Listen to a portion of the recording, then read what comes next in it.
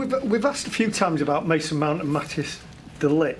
What is the situation with them? Because Matthias has not played since last time United played Palace, and Mason scored against Palace, so it's kind of a shared history. Yeah, Mason's getting closer really. He's on the grass. He's getting closer, so he's looking to kind of train and being around it pretty soon. So he's getting close. Just had to be patient really a little bit, and listen, he's a big player for us, Mace. So looking after him, making sure he's ready, and big finish to the season. So good news that he's getting really close. Matthias a little bit. He's had a back issue, which is just been a little bit slower to progress. Really, it's something that we've been kind of working through, and he's getting there. He's in the right direction, but as I said, he's just a little bit further behind. So it's one of those things that's disappointing, but it's unfortunately part of football. So we'll get him back when we can. Is there even a remote timescale for him? Because obviously, when he was injured the first time, Ruben said, "Oh, well, he'll be back like next week," and clearly we're months down the line now. We've got an international break coming up. What? No, it's just the nature of the injury and the kind of issue in the back that it's a difficult one to kind of pin down in some ways, and especially time-wise. So he's definitely improving, so that's a good thing, and we're just working towards that. Really, there's not much at this stage that I can give you anymore. Really. Afternoon, Michael. One player you'll be familiar with is Harry Maguire from your previous stint at the club. Just wonder, when you've returned, what kind of player you now see ahead of you, and of course his contract situation. Do the club plan to maybe sit down with him in the near future just about what his future could look like? Harry's he's an impressive character. You know, he's obviously he's had a great career so far. Hopefully there's a lot more to come. I think even what he's been here, and the journey and the experiences that he's had, certainly since he's been here and with England as well, I think showed exactly what he is. I think we all know the player that he is and what he's capable of doing. And again, the other night there, I thought he was fantastic. Experience helps in that. He certainly, his attributes help in that, and his character, you know, and his willingness to put himself out there, and he's really impressive at age, and he's been really important for us. Saw in a recent interview with your goalkeeper Larmans, he was talking about one of the reasons why he feels there's been an upturn in form is the clarity of the messaging that's coming through to the players. Can you give us an insight into how you go about making sure that you convey to each player what it is you want from them? Yeah, I mean, you could talk for quite some time on that, you know, in terms of how we want to play, kind of what we want to do for each other, and behaviours, and there's all sorts of things that kind of come into it, really. But yeah, I think I've said it at times over the last few weeks. It's when you're putting a team together and you're putting a team on the pitch, I think it's not always. You try to make it as clear as you can. I think clarity is important. It doesn't necessarily mean that it's simple. Sometimes there's quite a lot of detail that kind of needs to be put across, but I always try and feel that we do it in a simplistic form, really, so the players maybe think it's simple, but there's quite a lot of work behind that. So that's always the balance, I think, for any coach and manager, that you're trying to give the players going out there that their minds are as clear as possible, really, and they know the jobs effectively. So it's a constant balance, but the boys have been great, and anything we have tried to kind of help them with, implement them, we give them bits of tips. I think they've all been taking it on board ever so well. Michael, I just wanted to ask about Manuel Ugarte's yet to sort of start a game under yourself, had limited playing time. What do you see his role at the moment? What does he need to do to get back into the side? Yeah, listen, Manu, I like Manu a lot. He's been terrific around the group, and hugely impressed with his attitude and how he goes about it, and his training qualities, and he's got a lot of really good attributes, Manu. I think that it's when the team's winning, there's obviously a big upside to that, and there's always for the one or two boys that maybe haven't played so much. Obviously, it makes it a little bit tougher to get in the team, but I think that creates that competition as well in a real healthy way, that everyone's pushing each other, Man who's obviously, you know, desperate to get on the pitch more, and he's doing everything he can in training, and he's a big part of the group. So I think it's just a case of the results and the boys playing so well that there's going to be times when we might need to change things and freshen things up, and certainly he's a big part of that. Paul? Michael, just another question on Harry. How much input will you have into that decision on whether he stays or goes? And in terms of his experience, I think you're going to lose, obviously going to lose Casemiro in the summer. That's a big lump of experience gone out of the squad. You know, how important is it to kind of keep that, you know, level of experience, that player that Harry's got, you know, that kind of in the future? Yeah, I think within the squad, I think there's always that balance. You know, you want certainly want that younger potential and that excitement of developing players and helping players. You need that little sweet spot in the middle, I think, where players at the peak. I think you certainly need that within the group, and experience is massive. You know, it's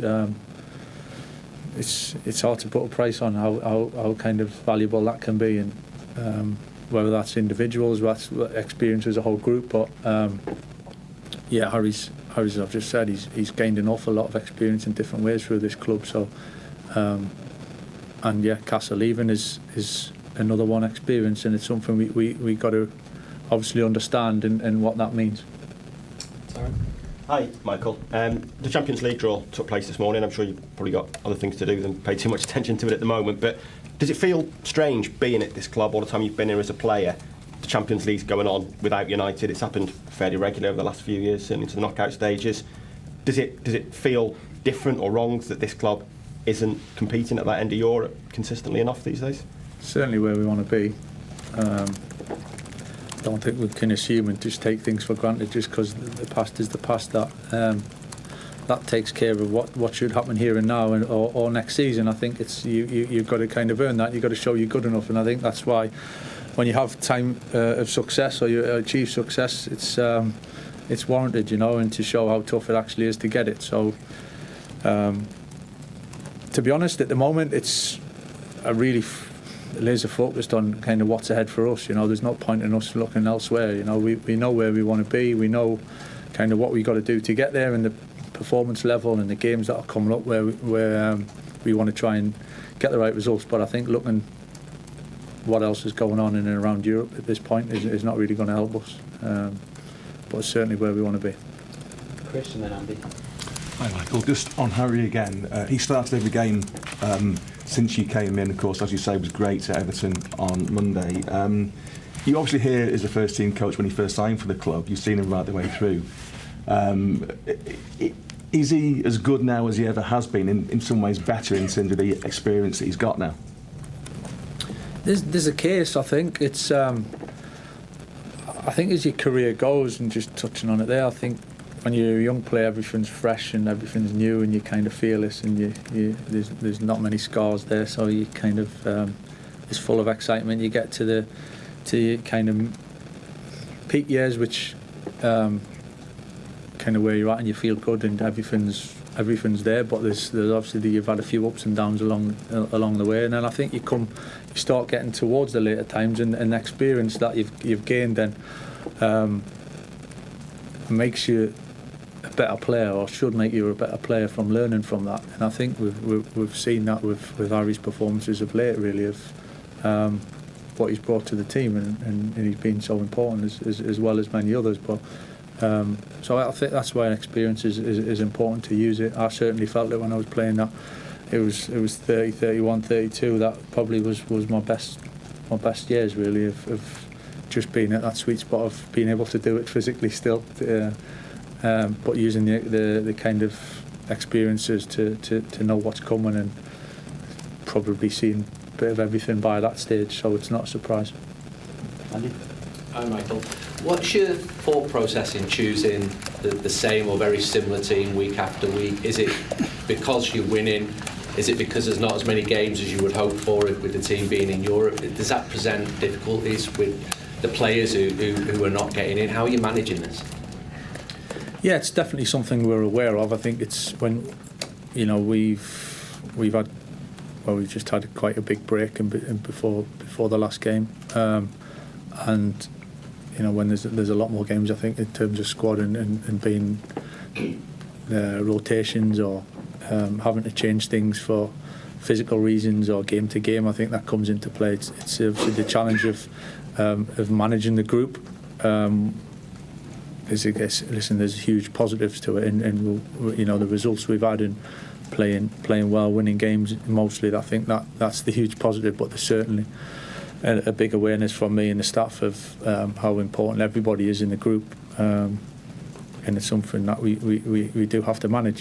So there's a balance to it, but there's definitely a big positive to the fact that we're in a good run of form. And even though sometimes it's the same players on the pitch, I think game to game we've changed things, we've tweaked things. Some of the front players have played in different positions.